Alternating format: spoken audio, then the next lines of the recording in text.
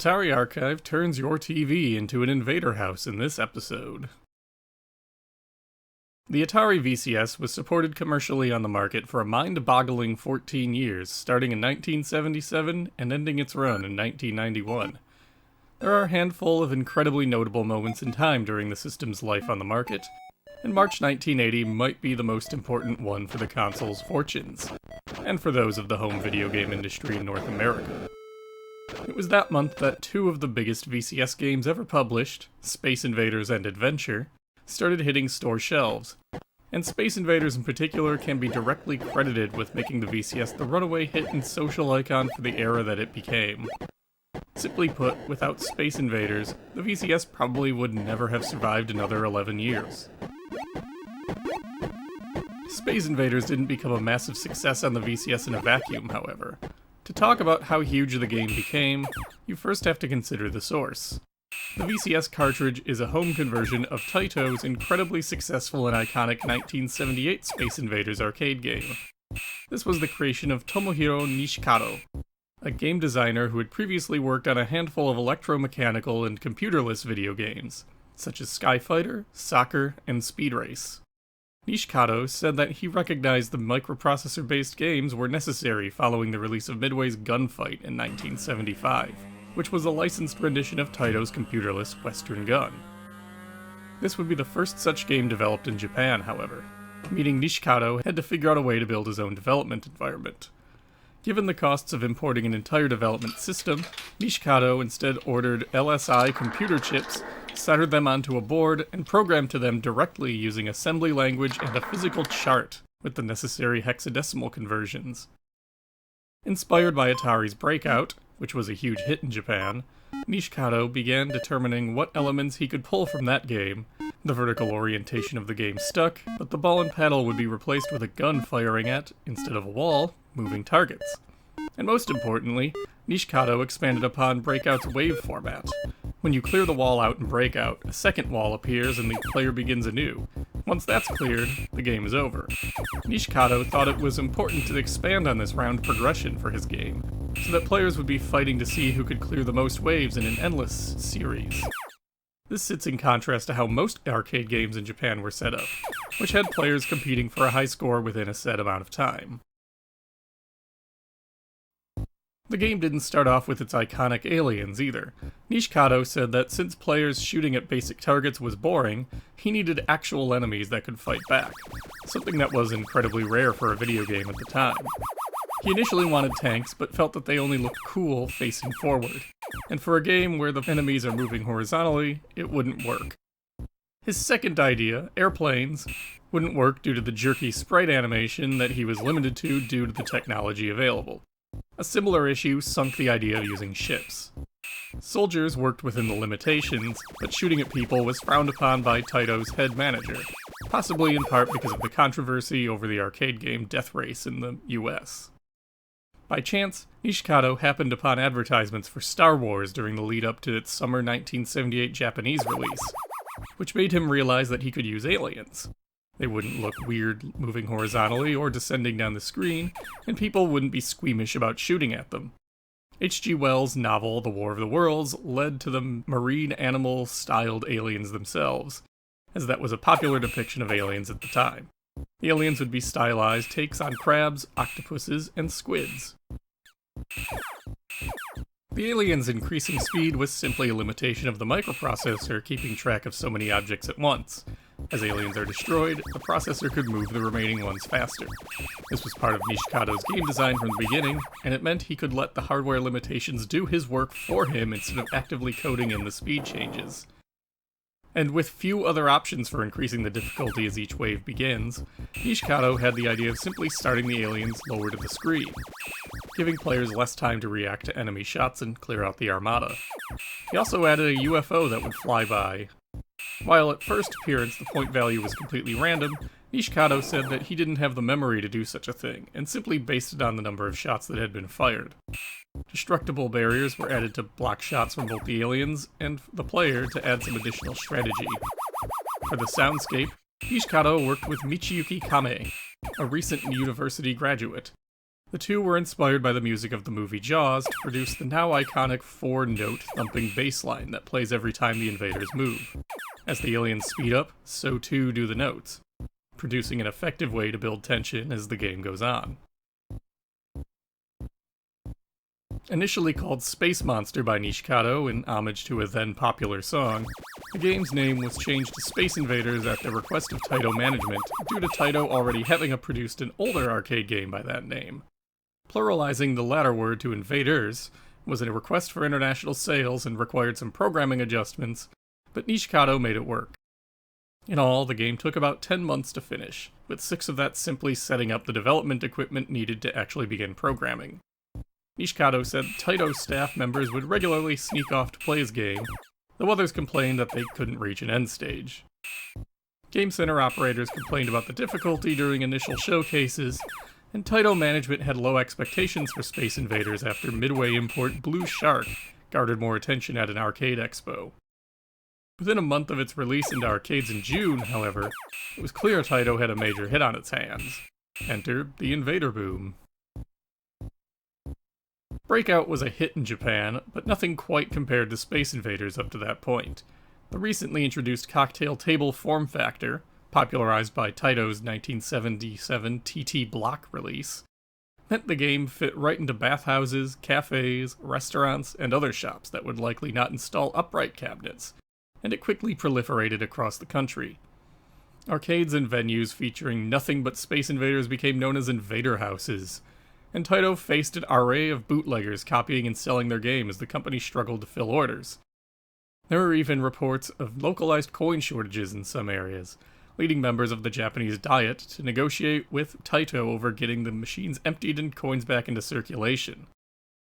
The first video game strategy guide to come out of Japan was for Space Invaders, and the game was one of the first where entire strategies would develop to try and land the high score, including clearing out columns and counting shots to always score 300 points on UFOs, to the Wall of Death, or Nagoya attack strategy, first developed in Nagoya, where it was discovered that the aliens couldn't shoot the player if they're on the very lowest line. This would lead to players drawing out each wave to catch the maximum number of UFOs, only killing invaders once they came down to the Wall of Death. Finally, players had discovered an unintentional rainbow secret in the game, where leaving one of the invaders from the bottom 2 rows for last would cause it to leave a graphical trail on screen. By the end of 1978, Taito had itself sold 100,000 units, and sales would continue to be strong over the following few years, with an estimated 300,000 official and clone units installed in 70,000 locations across the country by September 1979, 2/3 of which were in tea rooms. 1979 saw the Invader boom peak in the middle of the year, when a new initiative from the All Japan Amusement Park Association to cool the market took place amidst a moral panic. Invader houses had gained a reputation for being seedy places, and the country's coin-op industry wanted to make sure they didn't get regulated by the government. So as such, they purposely dampened enthusiasm for the game. Nevertheless, late in the year, Taito brought out a sequel, Space Invaders Part 2. This follow-up added cutscenes, visual flourishes, and new enemies, including an unused 4th invader that Nishikado had intended for the original, but otherwise followed the original game's core game loop. It never hit the highs of the original game, but nevertheless moved its share of units. Even as things were slowing down in Japan, however, Taito's game would prove to have some serious legs around the globe. Taito America's operation was small, but a location test in Colorado proved it would be a hit. Taito ended up licensing the game to Bally Midway for distribution in North America and Europe, due to its own limitations in producing ample copies. While the industry press was not highly impressed, Midway produced and sold nearly 65,000 units of the game, making it the biggest-selling coin-op game since the 1930s, and one that strained their production capabilities. The game's popularity in Hawaii, where the Invader House phenomenon spread from Japan, is particularly notable. The island state had its own invader houses, called Invader Wars, with machines being brought in from the US mainland and imported from Japan. While the game didn't reach quite the same level of mania in the West as it did in Japan, it was nevertheless a massive hit generally considered to have ushered in the golden age of arcade games, thanks to its sophisticated design and graphical work, which set a new standard that game companies across the globe would strive to surpass. It was within this context that interest in a home version began to grow, and at Atari that was attributable to Rick Maurer, a consumer division software developer recently hired in from Fairchild, where he had written Hangman, Pinball Challenge, and Pro Football prior to the company's consumer division closing due to the collapse of the digital watch market. I was unable to track down Maurer to discuss his career in games, but fortunately he gave interviews and appeared at conventions in the 90s and 2000s, so his thoughts on the game could be pieced together. In the 1977 Stella at 20 documentary, Maurer said that he entered Atari at a time when the programmers were debating whether it was better to create original games or make conversions of arcade titles. He said the majority felt original games were better, but he was struck by inspiration while searching arcades for a game idea when he came across Space Invaders. Taito's game completely wowed him, in particular its sound, and he decided to start writing a home version. Management was fine with him pursuing the game, and after about 4 or 5 months, he'd written an initial version that, while fun, seemed uninteresting to other Atari staffers, who, he added, never seemed to talk about even the arcade version. Maurer was struggling with severe flickering on the screen and figured the game had no real interest. So he put down the project to work on his other VCS game, Maze Craze. After working several months on that project, at some point in 1979, he learned that management had just then discovered how much money Space Invaders was raking in at the American arcades. A high-level Warner executive working at the office of the company's president, Manny Gerard, saw the lines of Atari employees waiting to play the arcade cabinet in Atari's test labs, and pushed Atari CEO Ray Kassar to get the home rights no matter what. This was a first for Atari, or indeed any home video game maker. Prior to this, all the arcade conversions were either unlicensed clones like Outlaw, or from in-house products like Skydiver.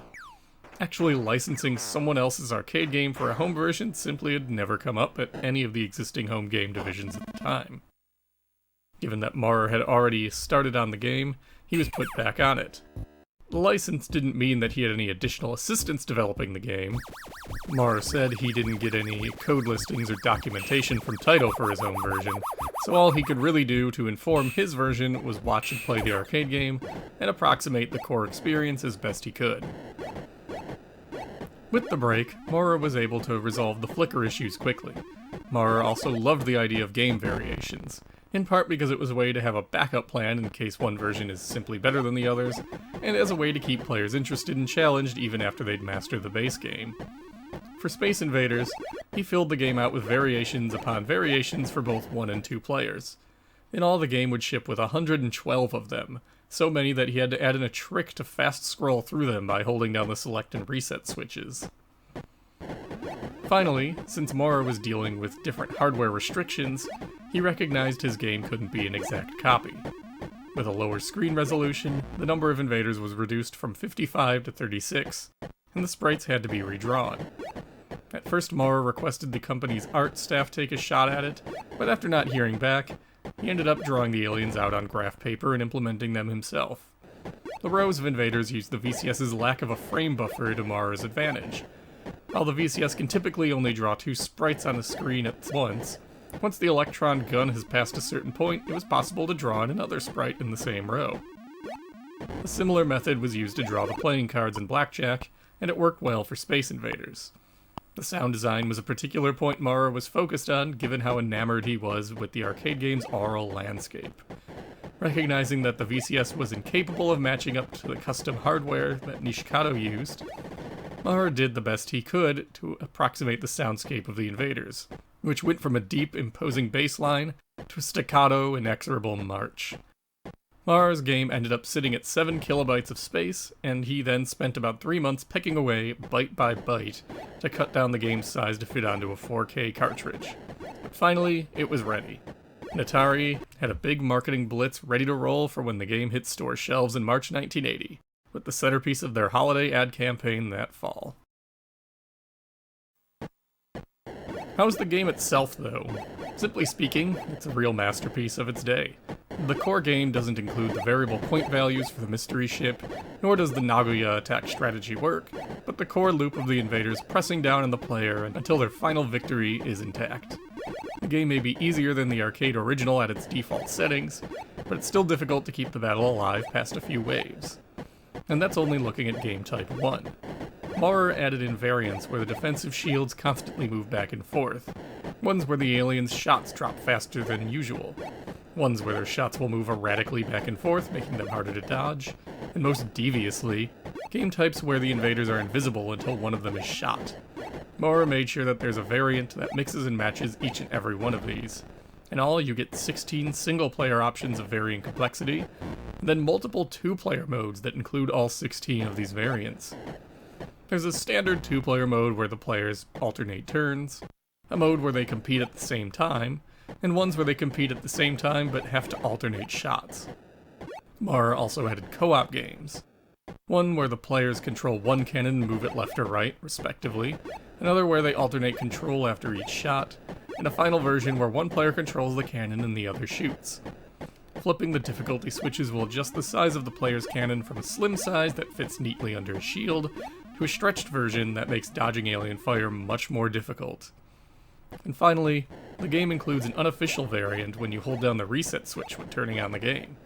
This results in your cannon being able to fire 2 shots on screen at once, and makes cleaning out invaders a breeze. It's incredible that Maurer came up with these many variations and got them all to fit on his already overstuffed cartridge, but they're what really gives Space Invaders its character.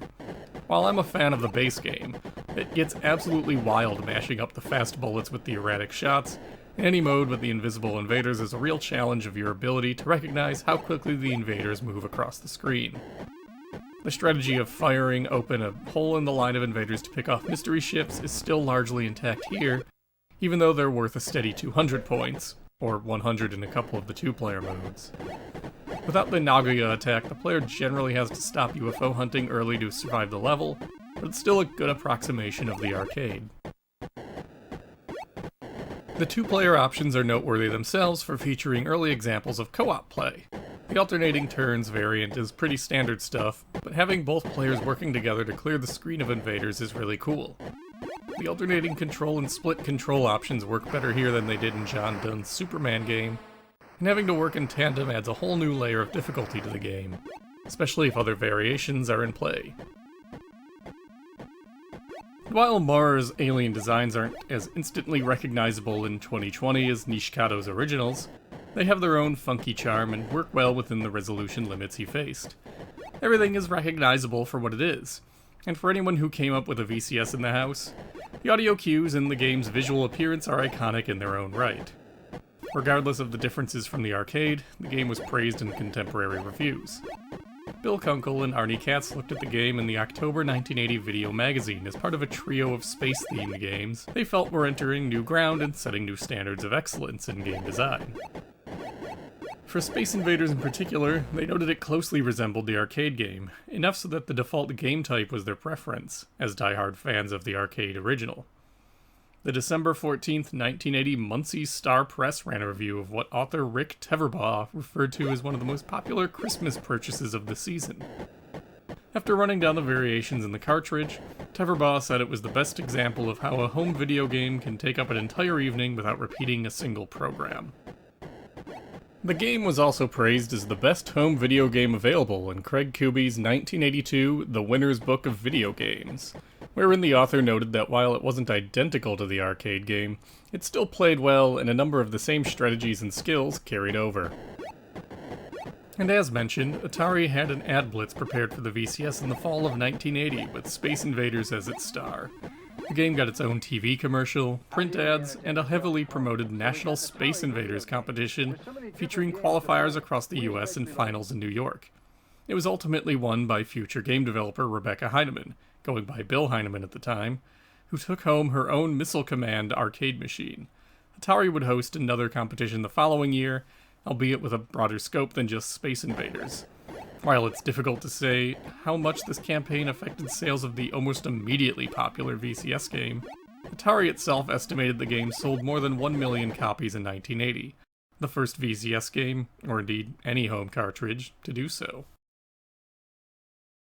Space Invaders continued to be a steady, strong seller for Atari right up until the end. The cartridge is credited for quadrupling sales of the VCS as the first killer app and causing Atari to run away from its competition on the market, as people bought VCS units just to play Space Invaders.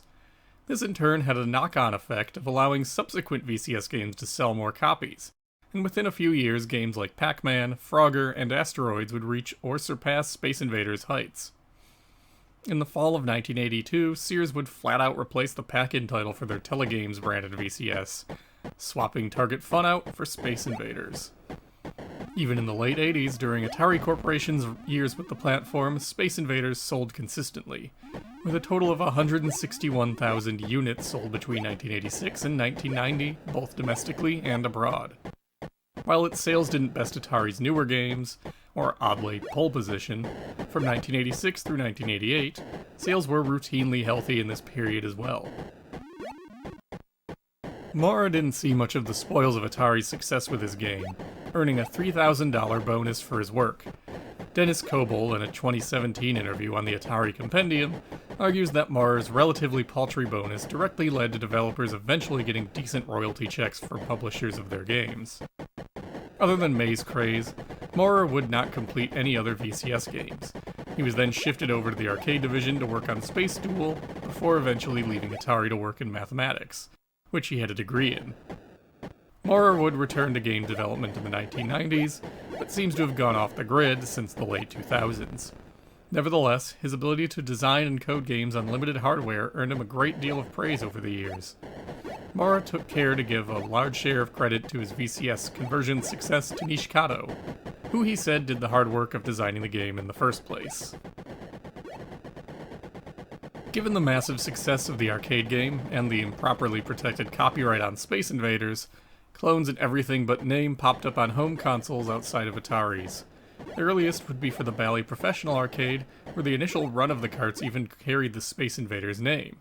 Presumably, the company thought they had both the arcade and console rights, until Atari's announcement that it had the name rights as well, forcing the change to Astro Battle.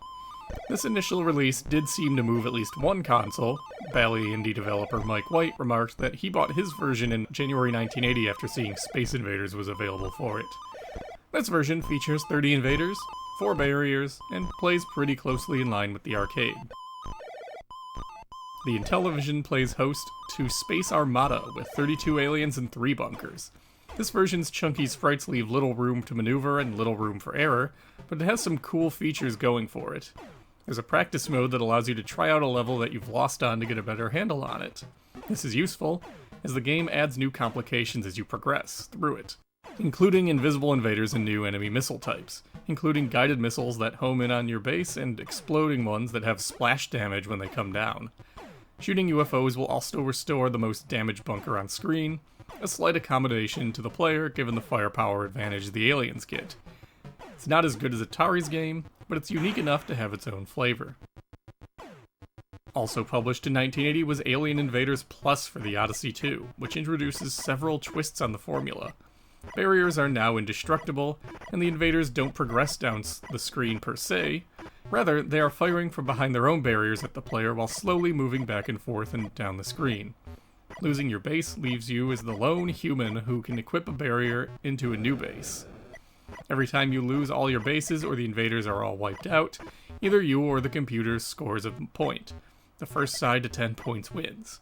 The mothership is replaced with the merciless Monstroth, a tentacled creature that will take pot shots at and, once all your shields are gone, will drop down to the bottom of the screen to take you out while you're relatively defenseless. It's actually a pretty cool take on the game. It deserves credit for not just being a straight clone. The only downside is that it loses some of the tension of the arcade game, particularly with every round being functionally the same. In late 1981, Zircon published the final Channel F game, Alien Invasion. This game has 35 invaders and 3 bases, and was developed by Brad Reed South on speculation for the company. Inspired very directly by the VCS Space Invaders conversion, Reed South remarked that he was under severe schedule constraints and hardware limitations to develop a game that played better on the VCS to begin with. He and Zircon ended up losing money on it, and the sour experience drove him out of the game industry. That said, it does play well, and it has a few of the same options as the VCS game, including the alternating and simultaneous 2-player modes. Reed South added in several variations that mix up the number of shots the aliens can have on screen at once, between the standard 2 and a trickier 4, as well as how many shots the player can fire at once, either one or two. It may have been a market failure, but it's a strong note for the Channel F to go out on, and a pretty fun, if not particularly unique, clone. Reed South did sneak an Easter egg into his game that displayed his name before the action starts, and replaces the UFO with a duck. We'll talk more about Easter eggs in the adventure video. The final MP1000 game is also an Invaders clone. Known as Space Destroyers, the game was initially published on cassette for APF's Imagination Machine computer expansion in November 1980, before being re-released on cartridge for the company's standalone console in 1981, 2 years after the last batch of MP1000 games came out. This is a remarkably accurate conversion of the arcade original, with the appropriate number of invaders and shields. It even attempts to match the design of the aliens and the pace of the arcade game. It's reportedly MP1000 creator Ed Smith's favorite game on the platform, and indeed, it really is the best game on there. Space Invaders was also a popular choice for microcomputer platforms. There are simply way too many of these for me to be even remotely comprehensive, but if it's a computer system from the late 70s through the 80s, odds are it has at least one Space Invaders clone floating around that was relatively popular. Recognizing the success on their hands from the Space Invaders license, Atari even made plans to produce and sell a handheld version of the game, though this never did quite reach stores. Atari planned on producing a version of Space Invaders for its Cosmos holographic game system, but this was also shelved when the product was cancelled. The company did publish a truly strange take on their Atari 400 computer in 1980, where invaders march out of a rocket into a field without shields, as well as a separate, but also similarly strange version for the 5200 console in 1982. Neither of these quite nail the right speed and rhythm that Maurer managed with his version, though, despite being built on better tech. Direct clones aside, however, Space Invaders casts a long shadow on both arcade and home gaming. The game's soundscape and characters have been an iconic part of Japan's game landscape since its release, and Taito has not been shy about selling Invaders merchandise and games, both new and old, over the decades. From several arcade sequels, to Taito's own Space Invaders Famicom conversion in 1985, all the way to 2018's Space Invaders Gigamax installation. The aliens themselves now serve as the company's de facto mascots, decorating merchandise, their arcades, and making cameos in other games.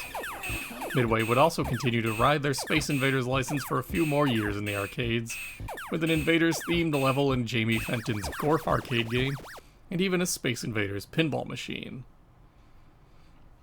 But Space Invaders' aftermath goes beyond that.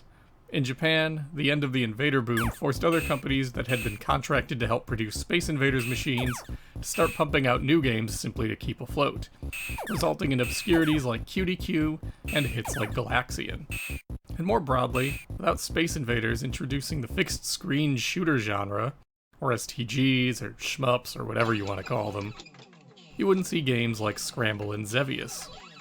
These games and their contemporaries laid the groundwork for the horizontal and vertical shooter genres, which would go on to be a major pillar of the game market in the late 80s and early 90s.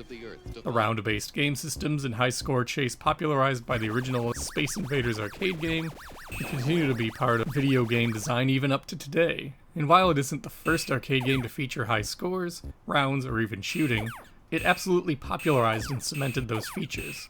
Space Invaders is considered one of the most important games in the industry's history, and it's hard to argue against that reading. At home, the success of Rick Maurer's conversion led Atari and its competitors to largely end that initial argument over arcade conversions versus original titles, and recognize the strength of licensed arcade ports to consoles and computers.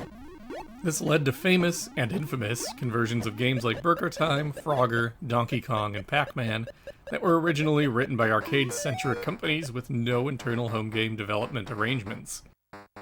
It also set a standard of targeting the way an arcade game felt and the major components of its gameplay loop, over trying to match it exactly. A baseline nearly every arcade to VCS conversion would follow to varying levels of success. Space Invaders broadly brought with it the popularization of the modern fixed-screen shooting game genre, which would dominate both arcades and home games from here on out. It's not an exaggeration to say that within a few years, a large chunk of games coming out on the VCS will be shooting games either directly aping Space Invaders, or one of the many arcade games inspired by its formula. Without Taito's Space Invaders, you wouldn't get Namco's Galaxian or Xevious. Without either game, you wouldn't have gotten VCS games like Demon Attack and Stampede. Maurer's own game would prove to be a popular target of graphical hacks in the age of emulation, but Atari did their own in-house hack in 1982, known as Pepsi Invaders. This was a special gift for Coca-Cola executives at the 1983 Coca-Cola sales convention that tweaked the alien and UFO graphics and inserted infinite lives and a time limit. It's a deeply weird title and today a pretty hot collectible in the VCS aftermarket, as only 125 copies were ever produced. But beyond hacks, homebrewers have come up with a variety of their own takes on Space Invaders on the VCS too, with bids to match up with the arcade game a bit better than Maurer did. But while these versions may strive for a greater degree of arcade accuracy, there is something about Maurer's game that makes it something special, almost timeless. Maybe it's the variations, the soundscape, the pace of the game, or just the timing of its release. Even though it's not readily available on modern collections due to rights issues, it's hard to argue that for Americans of a certain age, this is not only the definitive Space Invaders, but one of the most iconic games on the VCS.